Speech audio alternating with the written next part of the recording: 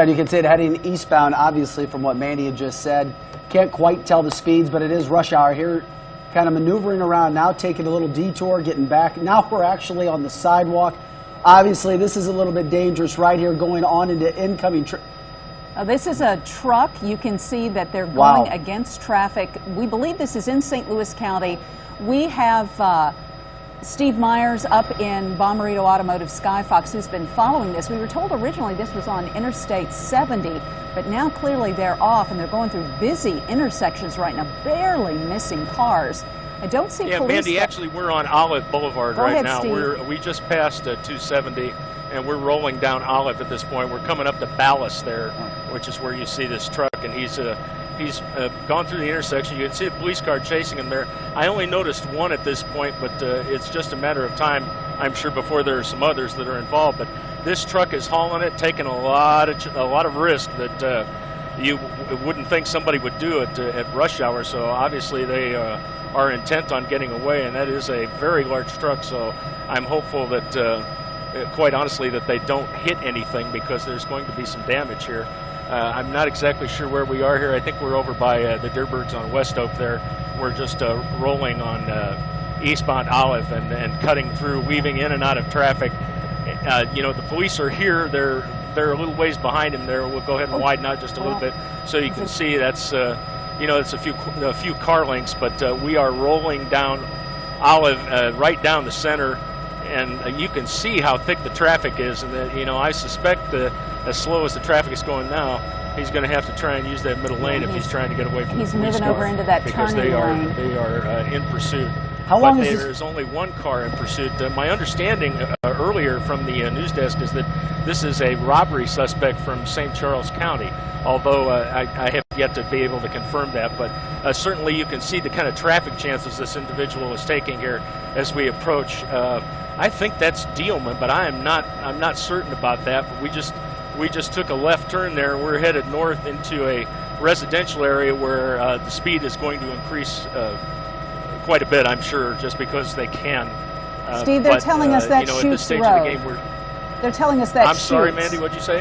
The desk is telling us that Shulte Road. I know you're trying to keep your eye on the okay. camera. I believe you. I'm afraid I'm tight enough on the shot here where it's a little bit difficult for me to do that. But, you know, the danger in getting into these residential areas is that obviously traffic is moving much slower. Now we're going to try and get across here. You know, I just hope there's nobody in the way that is going to cause this particular vehicle to go out of control and impact anybody else. But we, you know, again, we're rolling quite a bit on Shulte Road. You know, I'm not a great judge of speed from the helicopter, but I'd say this guy's doing a good 50 or so miles down in a residential area. And you can see, you know, we're all over the road here, so any number of things, you know, could happen. Steve, I'm curious, do you know how long that chase has been? Eventually, you know, yeah, we're gonna hit another serious road here, and we are now headed straight across. I don't know where this area is. Looks like we're headed into a residential area full of apartments. Steve, how long have you been with this chase? Stay with this guy. Obviously, we have a little bit of a problem here with the trees, but we're going to try and hang with him here so we figure out where this individual goes. Besides across the grass and onto another road. You know, that's the thing about a truck this large. They're going to carve out their own path if necessary. And we are back on the road again. Unfortunately, I don't know which one it is, but oh my, here we go. Crashed. Yeah, he just crashed. This is now a traffic accident. We're going to see what happens here, whether or not the individual gets out of here. That was a pretty hard hit against that wall and the car into this home. Obviously, we're crawling out on the side here. That person seems to be getting on the ground. We can see the police officers there. The police got there very quickly. Breaking live on Channel 2. You know, this they pushed in that garage door there with the car, and we have police officers here with weapons drawn. Person is on the ground, at least at this stage of the game.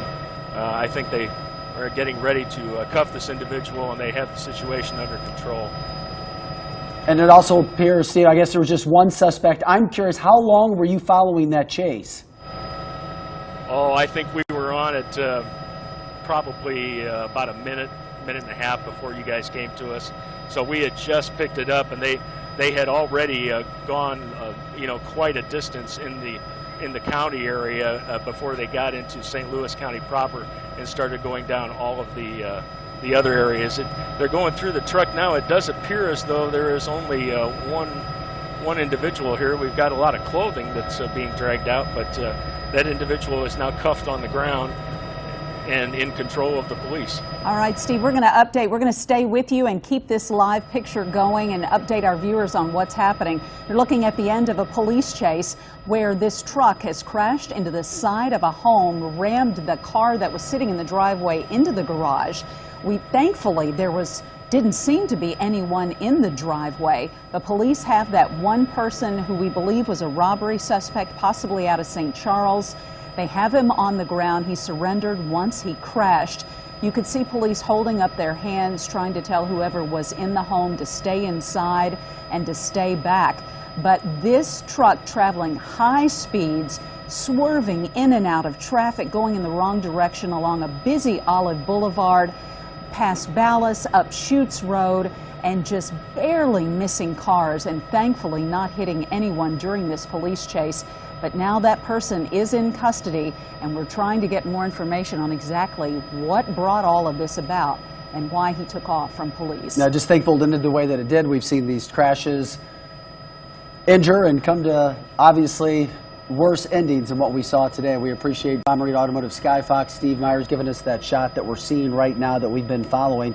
We picked it up, as Steve said, a couple minutes as that chase was going on, and very, very fortunate nobody was hit. Very dangerous as that person was trying to elude police. Yeah, we're not exactly sure this exact location, but we know that it was an apartment complex. He was swerving in and out of the parking lot and going over different areas in that parking lot, barely missing cars. But this is a home where he just rammed at high speed into the side of it, and you can see when our helicopter does swing around that it did a lot of damage to that house. Yep. One of his last turns, it was off of, we believe, Shulte. It was right off of Shulte Road, one of his last turns, and then, of course, made a quick turn into that driveway and house as he's being picked up and led away by police. And we're not sure all of the agencies who are involved in this, but likely several police agencies. But he is now in custody. Only one person believed to be in that white truck. But we're thinking that it did all start as a robbery, possibly in the St. Charles County area, and going for miles on 70 and then onto Olive and up Shulte Road. But somewhere in that vicinity, we're going to narrow that down for you and get you more information just as soon as we can. But you saw it all unfold live here on Fox 2 News at 5. And we'll continue to follow this and bring you more when we come back.